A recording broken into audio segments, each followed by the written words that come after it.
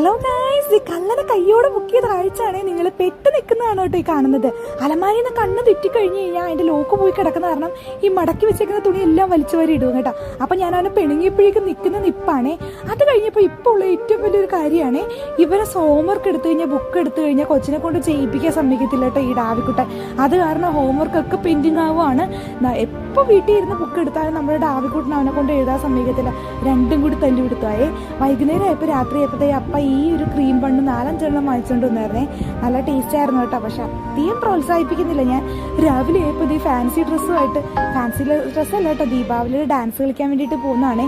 ഞാൻ ഭയങ്കര കാര്യത്തിലൊക്കെ ഒരുക്കി സെറ്റാക്കി വിട്ടതാ. തിരിച്ചതേ വന്നിറങ്ങിയപ്പോൾ കീറി പറിച്ചോണ്ടാണ് കേട്ടോ വന്നത്.